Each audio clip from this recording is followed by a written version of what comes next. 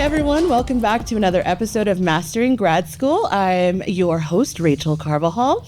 And with me today, I have the Jennifers, Haan and Miller, doctors Jennifer, Haan, and Miller, with us to talk about the Ed Tech program and what they can do for our master's students. So if you guys don't mind, we'll start with Dr. Haan. You can talk a little bit about yourself, and then we'll move to Jennifer, and we'll talk about the program. Sure. Thank you so much for inviting us to talk about the Ed Tech program. Sure. So my name is Jennifer Haan. I am an assistant professor of educational leadership in the College of Education. I am also the director of online and distance education programming at the university. So because Jennifer is my colleague in the College of Education and her specialty is educational technology, we decided to speak to you together about the importance. Yeah. And Dr. Miller? Well, hi. Thank you so much, Rachel, for having us. I'm super excited to be here to talk about something that's really exciting happening here at Sul Ross in the graduate program, which is we're revamping our master's program in education technology to better address emerging technologies and AI leadership. AI, yep, there it is. Yes. All right, so you want to tell us about what the revamp looks like? Yeah, so I'm super excited. Our graduate program, we have three faculty members who teach in the education technology program right now, and they all hold a PhD in the field. Excellent. In education technology. And so they're all three of us kind of have different, we've been leaders here in Texas for around 20 years, so we have a good background. And so super excited that we have quality faculty who've revamped the program, and we've also been working with other faculty at other universities to make sure that it's current. So very excited to launch our course changes in the fall. So if you're looking to kind of retool or to really learn more about AI in a leadership kind of context, and also utilizing emerging technologies in the field, whether that is with corporate training, whether that is with online learning, whether that might also be with instructional design. It could also be also helping people become digitally literate. That's a big one. At all ages. Really, the pipeline, we do have a focus on K-12, but we're also focusing on adult training. Excellent. Yeah, I mean, digital literacy, as we all know right now, we could all use a lot more literate people. And I do have to echo what Jennifer said about the quality of the faculty in the program.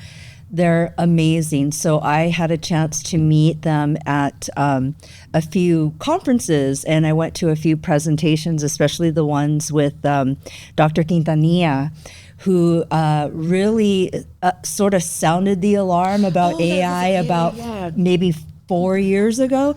And when she gave her presentation on AI, it was amazing. We were all flabbergasted and floored.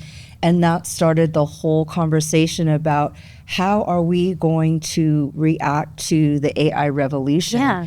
And Dr. Quintanilla sure is like an outstanding scholar in that area. Right. And she is working with those emerging technologies. And what better way for higher education and education in general than to incorporate AI into our K-12 systems. Absolutely. And then also having that segue into higher ed. Yeah, and so her specialty really is with also virtual reality and mixed reality. Yes. That is her background.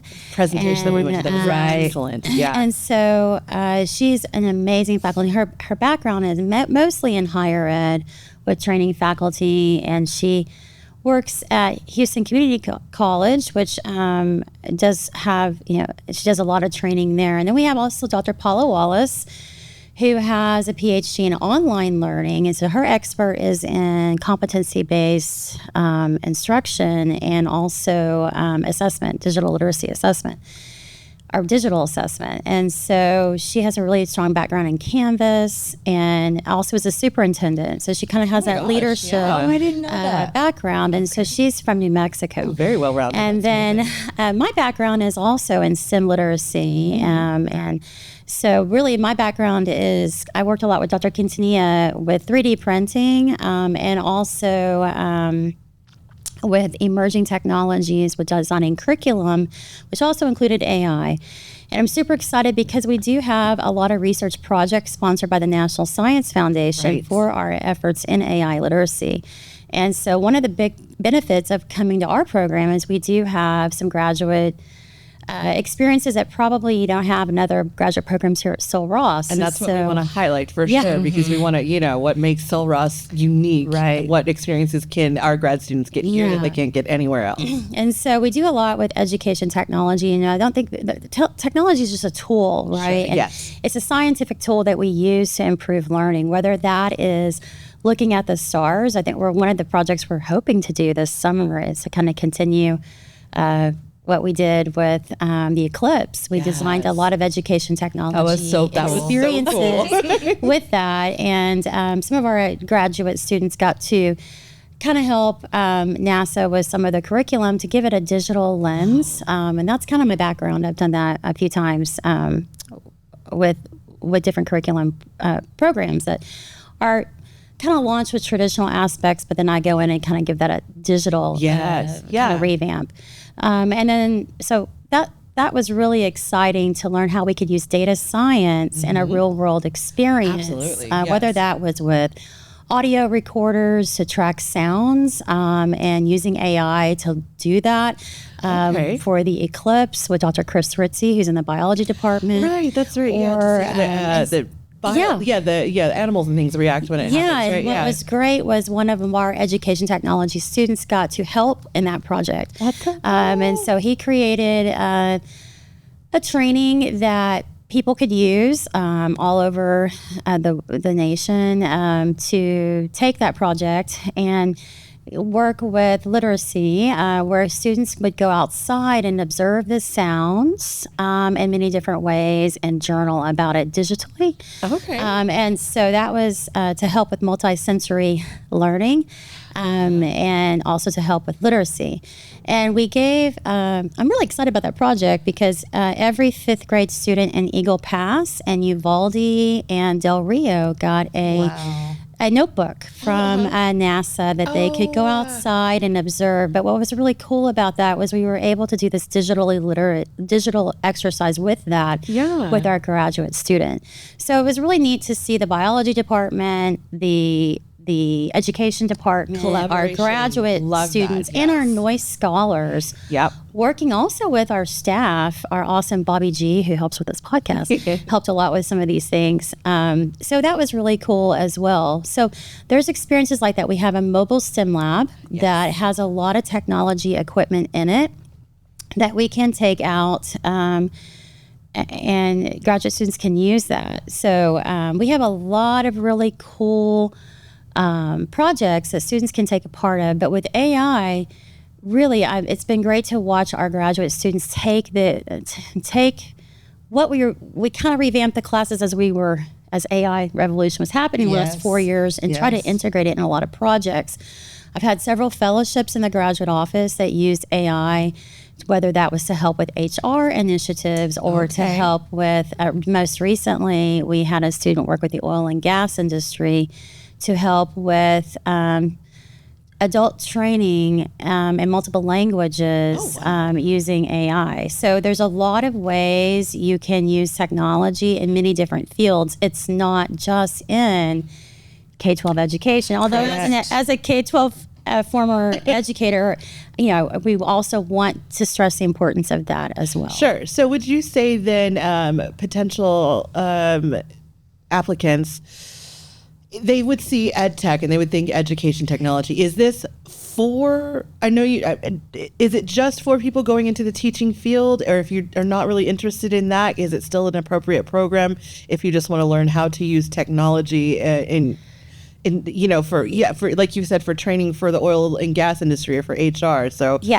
I don't want our students to not explore the program because they don't want to be a teacher, Yeah. So what's great about education technology and really our backgrounds is we help a lot with informal learning. And so really it's all about education. Education is not just in the traditional sense. Our whole education program in the nation is currently under rapid change. And so one of the things that we're seeing is this whole idea of micro schools, or this whole idea of like as opposed to going to a four-year university, or like are we talking K-12 micro? It could be both. Interesting. And so learning how to equip teachers where they really feel like a leader and they can honestly leave that K-12 traditional classroom and kind of create their own program is something that we teach, whether that is with adult training, whether that is in K-12. What's great about the program, what's beautiful about it is really can be fast-paced. We have a 1-year track. We also have a 2-year track. Depending on, and that's what's great about it, it's flexible. Right. We have 8-week course rotations, which allows us to do that. I do love the 8-week courses. Yes. I just finished my grad degree, and the 8-week courses it makes all the difference. It really does, yeah. And we do, though, try to build this sense of community. And so Dr. Cantini and I both learned under Dr. Lynn, who is at SMU, and she worked on this whole online learning connectivism idea, and we try to approach that in our graduate program, which is really thinking about building community asynchronously, but also having those moments where we meet on Teams, or we might meet up at a conference. Several of us are going to Texas ELA. Several of us go to TCA, which is the largest technology conference in Texas each February, or South by Southwest. We've all spoke there. We've all been there. So it's kind of one of these things where we would like to kind of revamp the program to let our graduate student learn, but then at the end they have a capstone research project. And I do want to speak about that. Sure. It is a 16-week course. It's the only 16-week course we have in the 30-hour program. During that course, they do a education technology research project. Okay. Sometimes they apply for a fellowship, which we love the fellowships in my program because it kind of gives them that incentive and that confidence to work towards this. They do what I'm calling an action research project because we don't have a statistics class in the graduate education technology program. However, we do introduce students to data analysis using AI. We're going to be using AI tools. But the thing that is great about that is it kind of introduces them to the research process. Right. And if that is something that they really do like, and they kind of bring everything together, and they build a e-portfolio that they then can take with them for career advancement. And so they tailor their capstone research project with education technology on what they're interested in. Yes. So if they're interested in, I'll just share some from last year. Yeah, please. We had a student who went through our undergrad program and decided to get her graduate education technology degree and got a couple of fellowships. Thank you, graduate office. So Paola Gutierrez, she's lovely, graduated last year, and her research project was on AI and how AI can improve writing. We always hear about all the negatives about AI, but actually if it's done correctly, because it is a science, it's a cognitive science approach. And so basically what she did with her project is she used AI with an application called Newsella. Newsella is an amazing tool that I really love for K-12. It has current events that pull up. And there is a feedback mechanism in Newsella to improve assessment. And so it's using kind of an AI coach to help with that writing piece. Okay. And the students get that instantly. And what she was able to do was to use Newsella with her 5th grade class. And she saw great gains. In fact, I believe that class had the strongest improvement in the district. But and Way so to go, I Paula. know, and so with her fellowship, she was able to work with the company Newsella, which is kind of cool. Yeah. She was able to That's then great. train our future teachers. So her project was training future teachers with this same approach. Because we didn't want to, of course, investigate our fifth grade students, but we could look at the scores. And then the outcome of that was her and I published a paper at the International Society of Technology Education in July. And so she was able to then get a promotion at Arlington ISD. There you go, audience. Yeah. Look at all the opportunity. You can take off like a rocket. And this was how she graduated in Nationally. May. So in the last 6 months, she has gotten a promotion and she's in a doctoral program, getting her doctorate in curriculum leadership. So this is just a great example of how this program can really help you grow. Yeah, absolutely. I have a lot of stories like that, whether that's in K-12. Her example really kind of highlights how that can be used in K-12. But we also have students who've used this to help them with corporate training. And they've left the classroom to then move into a different realm of education, which is training adults to use AI tools in helping with asynchronous kind of training. And I'll just use another one, Alma, who is from San Antonio. She used AI tools to help the banking industry with their HR training development. Yes. So there's a lot of ways we can use, and it's not just AI. We have a lot of other things that we're doing, but AI is impacting so much. Yes. Yeah. So it's changing how we approach And that's where the instruction. conversation is It right is. now. And it's changing how we approach instructional design, how we approach Absolutely. everything Yes. in our training and also education.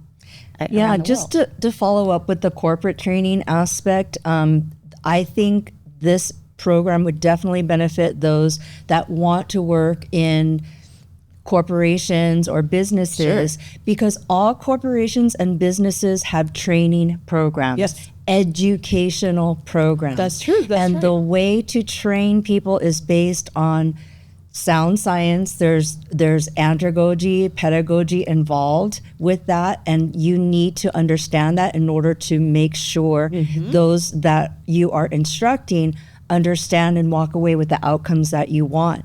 And you can see this when you go to conferences or you go to presentations that are put on by corporate partners, and they're people who are presenting don't necessarily have an educational background or don't see the connection between what they're doing, the training, and educational principles, best practices. Literally, you're educating. And it is, it's starkly different. The experience you walk away from as a student, or a participant in those trainings, you can tell who has been able to engage students, who's been able to clarify outcomes, clarify learning objectives, assessing learning, making sure that the participants walk away with what you need to, and that comes from that educational background. So I really do feel that, especially in this day and age where we don't know what jobs are going to exist in 10 years. We just don't know. Right. But we do know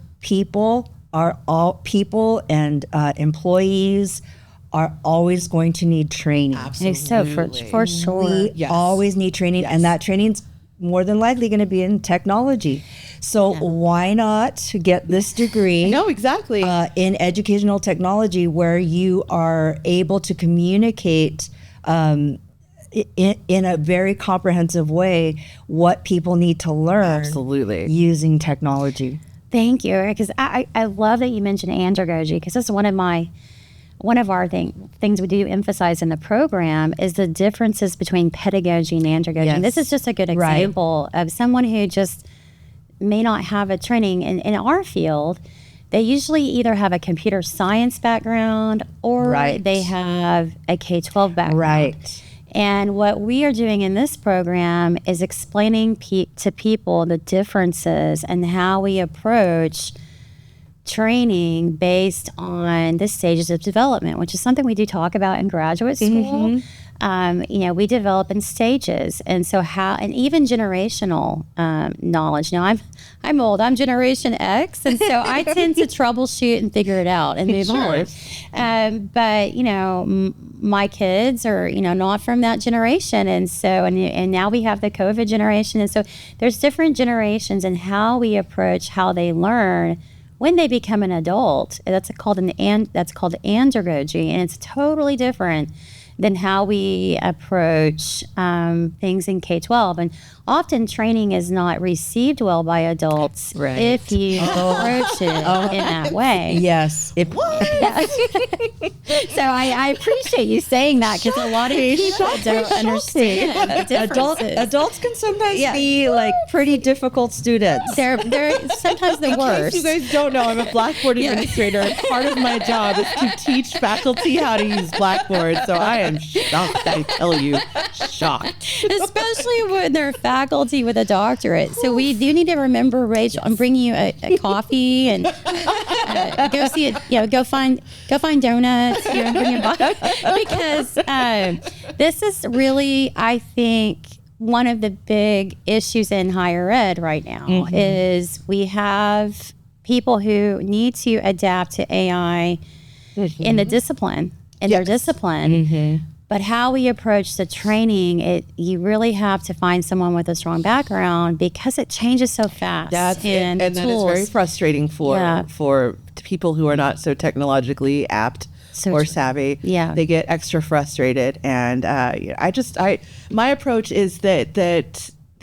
I feel like, this is off topic, but like, I find a lot of the time that it's a self-fulfilling prophecy that they're telling themselves. And like, this can go for anybody, you guys. Like, if they tell themselves they can't, and then they make that real, right? Yeah. But then I can show them and walk them through, and and showing them, and like, look, you actually really can. Yeah. This is completely doable. And I think part of teaching is being encouraging and making sure that they feel empowered and comfortable, right? And not letting them scare themselves, because it's all in your head, y'all.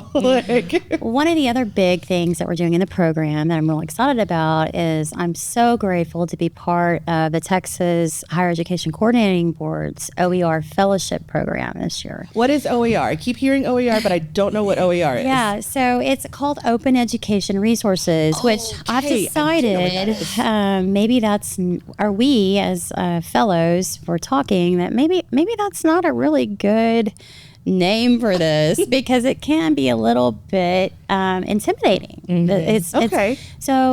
I'm going to term it here, maybe at Sul Ross, or maybe we might start referring to it as open access. I think that really is what it does, is it really does help open the gates of access to people who might struggle financially, who might be first generation, who may not know how to navigate the higher education system. And what open access does is it provides resources, quality resources, for our students at no cost. So this idea of having no more $600 textbooks. Yes, isn't that wonderful? Yeah, that's lovely. One of the issues that we have with open access and open resources is often we have developers who don't develop the product in a way that is engaging. Oh, yeah, well, so textbooks boring? What? And so it goes back to what we just talked about, which is the differences between pedagogy and andragogy, and how our brains process information. Especially with our goldfish brains that we have fried with. Yeah, attention spans, all of this. Guilty. I'm so, we all are. Guilty. Yeah. I've had about 30 seconds, and then, you lost me. Yeah, right? Sorry. And so one of the issues with open access is a lot of the products are created by software developers, or maybe even by faculty in a traditional lens. Yes. Not using quality education technology tools to help with this. And so what I'm really excited about is we revamped one of our courses to make it more modern. And all of our students will be publishing an open access huge. resource. That's huge. What an Amazing. opportunity. I know, That I'm is super so excited. amazing. Wow. As a product from the program. And they get to decide, what will this be? Is this going to be for adults maybe in the medical field, or is this going to be a resource for adults in the oil and gas industry, or is this going to be a resource that we would use in human resource management, or is this a resource we might use in K-12 to train teachers? So they can pick their passion. They get to pick their role It's not because limited to any discipline or field. because it's a tool, and just like any tool, you can use tools in so many different ways. It doesn't have to fit in a box, and so that's what's really cool about the program. So I'm really excited about that open access, open OER course. So we revamped 3 courses. We revamped the instructional design course with Dr. Paula Wallace, helped with that. And we are now using AI tools for instructional design. And so learning how to do that and then be an instructional designer to help coach with that is something that we're going to be training future instructional designers to do. That's going to be a huge career path. I think, like you said, we don't know where, but I think we can pretty well count on instructional design being one of the ones that sticks around and is going to be in high need, especially if AI ramps up the way we think it's going to. There still has to be a person to manage the AI and manage the people using the AI. So like, this is a great career path that has many, many, many possibilities. So, and you said it's 1 year, 30 hours? Yeah, it's a one-year program. All of our students can either choose that or a 2-year track. Yeah, and that's what's great, because we do have some students that, maybe they work full time, they have children, and they only want to take one 8-week course at a time. Right, which is why I love the 8 And that allows you to take 2 classes in a semester. Yes, exactly. But you can double up and take up to 4. So it just depends on what your life is like, where you're at.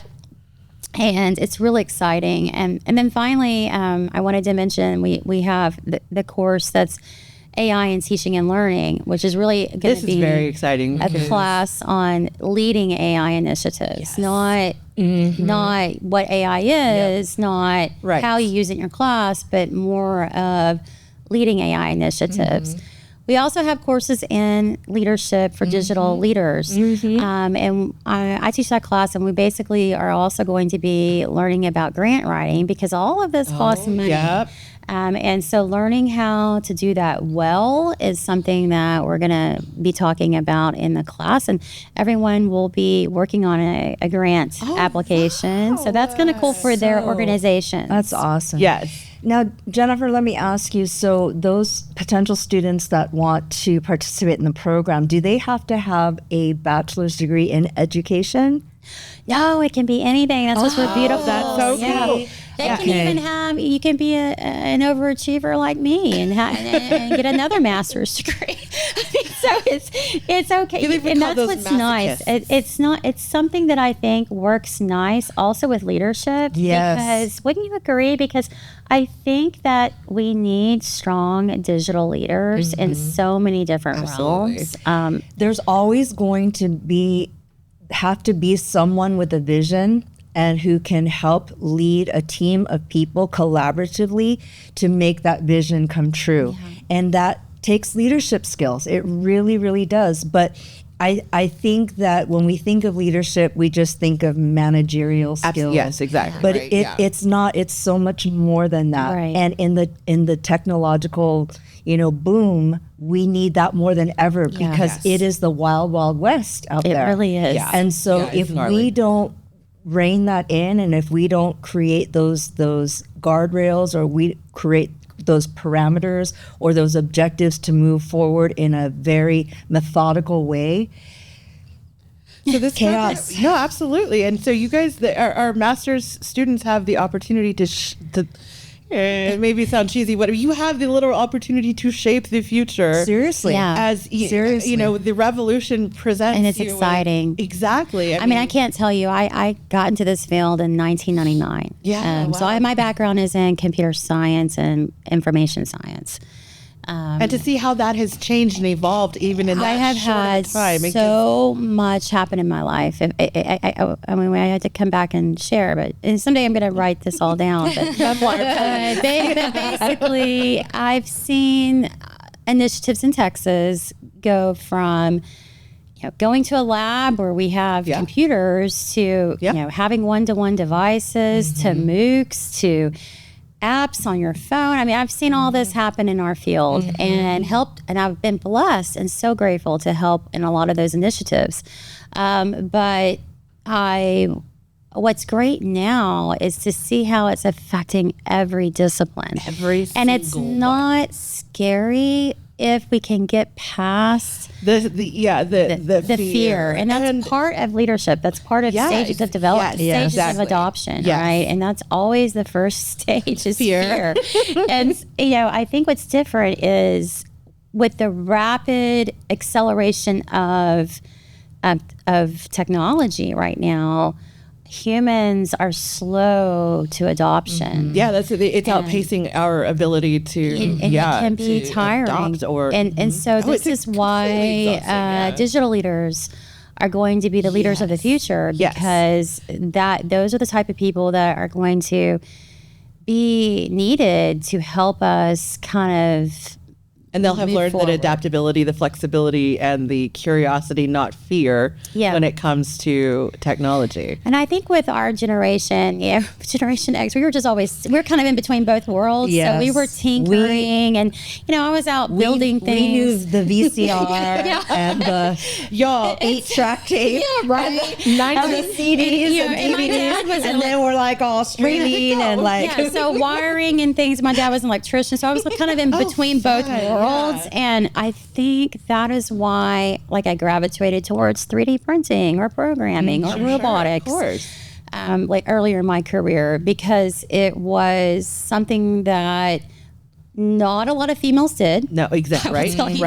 Okay. And not a lot of people were doing, but I could see the excitement and I could see the future. And I am so excited about the program just because I get to watch our students. It's not even about it. It's about our students. Get to watch them flourish and get to have that peace. Because we've made a lot of mistakes in our field. A lot of people weren't ready for the pandemic. And who was? The training was not. The training in technology, the research shows that a lot of people don't feel like they learn when they go to training in technology. Because it's not something that they get to implement right away. That's what I think it really needs to be. In technology, especially if you're not hands-on doing it, it means nothing. It means nothing. It's a waste of Somebody your can tell time. you all day, every day how to, and but unless you're actually doing it, it requires hands-on learning. It requires hands-on. And so I'm super excited. We just finished the AI Literacy Presidential Challenge National Science Foundation training. And it was a 3-week training. What was different about it was the first week, the teachers, and none of them had ever used AI. None of them. What? They came from a 536-mile radius to Alpine, and they had never used AI. How do you? And they're all teaching in rural schools. They were all teaching in rural schools, and they had never used AI. You can't. I just feel like, wow, that's. So the first day, they learned about AI, and they learned how it was used in the field of what they were teaching. Sure. Now it's like, but you make that connection and you make it relevant. We weren't talking about plagiarism or grammar. Because that feels like that's the only thing anybody focuses on. Is academic integrity and cheating and catching someone in the act of a crime. Exactly. That is not learning. 4 trainers help with this, and they came about it with different lenses. And so I helped with the tool part because I love to use things, so I helped with how to use it. Sure. But Dr. Tandra Tyler Wood from University of North Texas, she helped with the AI, kind of where AI is going and education.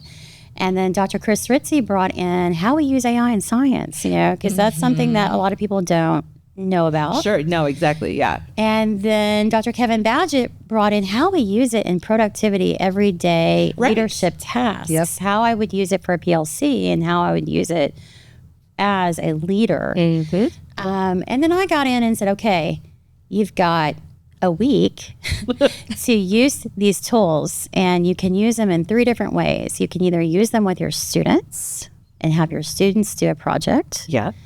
And we gave them examples. Or you could use it with your students and talk about how you might use, I should start with that, how you might use AI and not use the tool. And all of them thought, well, that might be what we do because this is all new to us. Right. Or the third way was how we would use it to increase our productivity in the PLC, or to look at data, or to help us make better decisions, to help us with communication tasks. These are lesson design. And to my surprise, everyone went back and used it either with their students or with their PLCs. So they got excited and they wanted to try it. And the products that they developed in this 530, Having never used it, I had students from Presidio ISD call me. Oh my goodness, we are having so much fun. I love Thank you so much. Yay. I had classrooms from San Angelo. Oh my goodness, we can make impact immediately. It was an immediate impact. And so now here we are 3 weeks later, and it's really kind of cool to see how that is changing these communities. Yes. Yeah. Which went from never having fear of AI for the last 4 years. And now we're excited. And now we're excited. Gorgeous. So it's super exciting. So this is what that program, I think, can help other people do. Yeah. Is how they can take that back to their organization and make it relevant so we get past the fear. And this would be a good time to plug your upcoming lecture in February, February 26th, our AI Thursdays at Sul Ross State University, because you are going to focus on digital literacy and how discipline-specific faculty can incorporate AI for student success, so we're going to create digital literacy. So this would be a great using the time. tool program, using a specific tool. So this would be a great lecture series for faculty or anyone. Anyone. Master students or prospective master students. Yeah, because she's going to apply it to any discipline. It'll be streamed. Like we'll be doing it over Teams, like we usually do. So it'll be an in-person presentation, but we will also stream it via Teams. In case anybody wants to tune in, we will get you that link if you want to contact us. So, Thank you. The AI Thursdays has been really, really great. I'm very excited to see. That's been a great It has been great. Yeah. And Dr. Haan, you do such a great job with the online learning. Oh my gosh. Yes. What would we do without you? Yeah. And so I'm really excited to see how the conversation of AI has changed this year based on what you've created here with this AI Thursdays, because having other people kind of share kind of builds that momentum. And it really does. Familiarity. It's hard really to, the more familiar that our faculty become with AI and the many, many, many uses, and I think the better, right? And full disclosure, I have no background in online learning in terms of formal training. So, but I see the potential. I think this is where the leadership aspect comes in. Absolutely. You see the potential, you see the effect on human beings and on institutions, and you tap into the best knowledge sources to make it come true. Well, we all work together. Yes. One other thing about technology is it's a tool to help people who may not have learning accessible to them. Right. You know, I'm so fortunate to have a few students this semester who spoke about this last week, who have a special need. Whether that is maybe we're visually impaired, or maybe we have a hearing disability, or maybe we have some sort of learning disability.